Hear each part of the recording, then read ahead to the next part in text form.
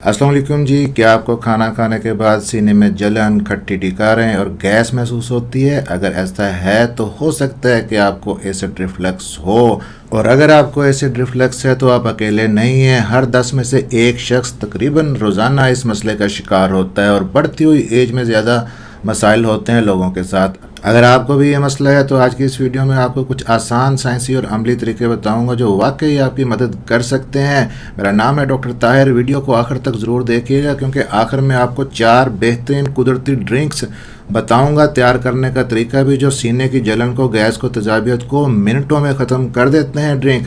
सबसे पहले ये समझते हैं कि आपके जिस्म के अंदर असल में हो क्या रहा है जब आपको ये ब्लोटिंग होती है, गैस होती है, तेजाबियत और खट्टी डकारें आती हैं।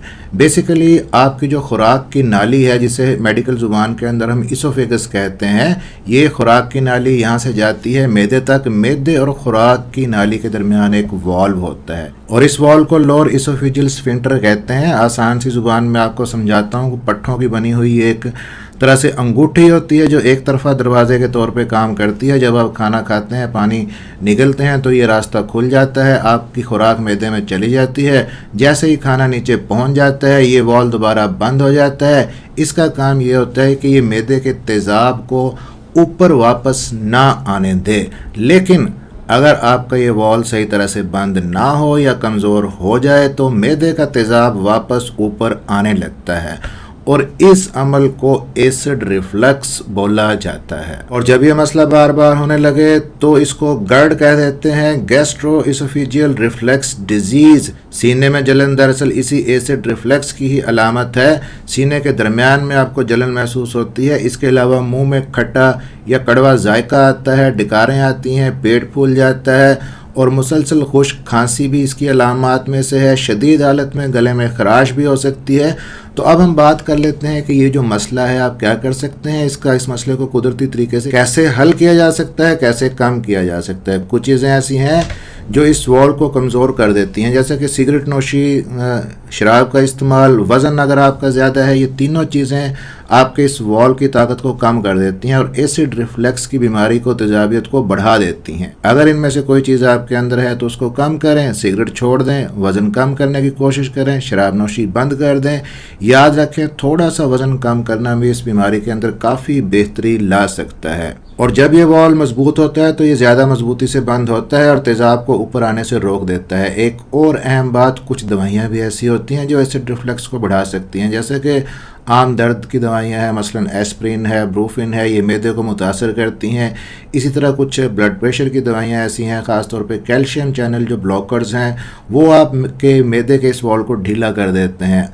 अगर आपको लगता है कि कोई दवाई आपकी इस हालत को ख़राब कर रही है तो आप खुद से बंद नहीं करें, पहले अपने डॉक्टर से मशवरा कर लें ताकि महफूज तरीके से उस दवाई को आपके नुस्खे में से निकाला जा सके और उसके अल्टरनेट के तौर पे आपको कोई बेटर सजेशन दे दें। अब एक दिलचस्प बात यहाँ पे ये है कि अक्सर लोगों को रात के वक्त एसिड रिफ्लक्स ज़्यादा होता है और उसकी वजह होती है ग्रेविटी, यानी कि कशिश शकल। जब आप खड़े होते हैं तो कशिश शकल मैदे की तेजाबियत को नीचे की तरफ रखती है, लेकिन जब आप लेट जाते हैं तो ये सहारा ख़त्म हो जाता है। अगर वॉल कमज़ोर है तो तेज़ाब आसानी से ऊपर आता है खुराक की नाली में, इवन के मुंह के अंदर भी। एक बहुत ही आसान और मौसर तरीका कि जो मेरे बहुत से मरीज़ों को फ़ायदा देता है कि आप सोते वक्त जिस्म के ऊपरी हिस्से को थोड़ा सा ऊंचा कर लें।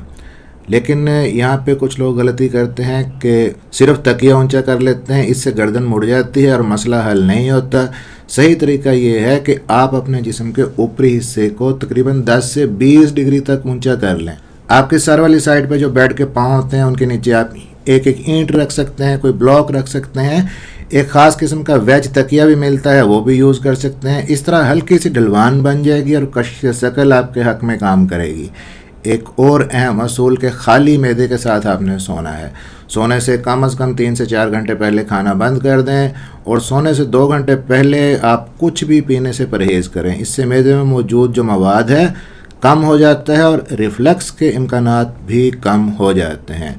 खाने की मिकदार बहुत ही अहम है यहाँ पे। ज़्यादा खाना मैदे को फैला देता है, दबाव बढ़ाता है और तेज़ाब ऊपर की तरफ आने लगता है। इसलिए एक वक्त में ज़्यादा खाने की बजाय थोड़ा थोड़ा खाना दिन में ज़्यादा बार आप खा सकते हैं।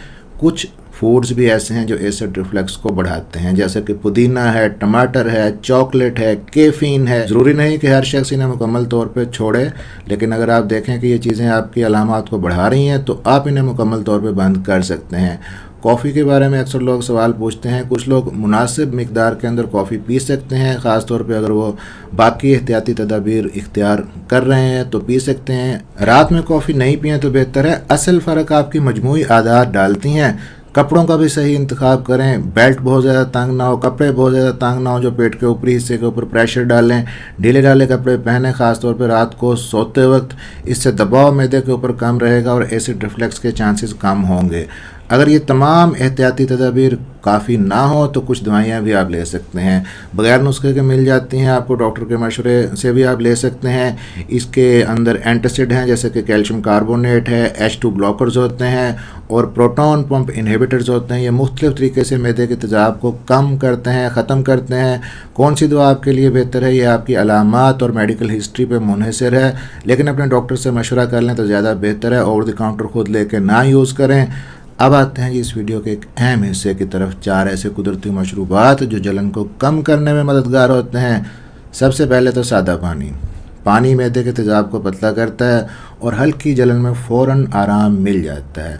दूसरी चीज़ है यहाँ पे तुलसी की चाय। इसे बनाने के लिए पानी को उबालें, ताज़ा तुलसी के पत्ते अच्छी तरह धो लें, उन्हें कप या केतली के अंदर डाल दें और उबलता हुआ पानी ऊपर से डालें।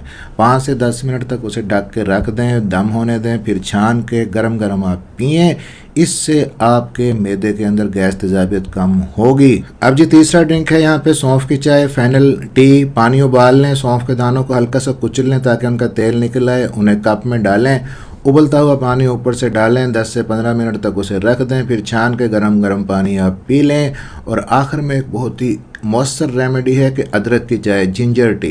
ताज़ा अदरक को छील के 1 से 2 इंच के टुकड़ा काट लें, पानी को उबाल लें, उसमें अदरक डालें, 10 से 15 मिनट तक पकाएं, फिर आग को बंद कर दें, 5 मिनट तक उसे ठंडा होने दें, छान के आप इस्तेमाल कर सकते हैं। और इस चाय की ताकत और जायका आप अपनी पसंद के मुताबिक कम या ज़्यादा कर सकते हैं। सिर्फ इज्जा की मिकदार और वक्त को ही आपने एडजस्ट करना है कि कितनी देर के लिए पकाना है। तो ये तो थे 4 मौसर ड्रिंक जो आपके मैदे की तेज़ाबियत को, एसिड रिफ्लक्स को, गैस को, मैदे की जलन को कम करने के लिए नहायत ही इफ़ेक्टिव हैं।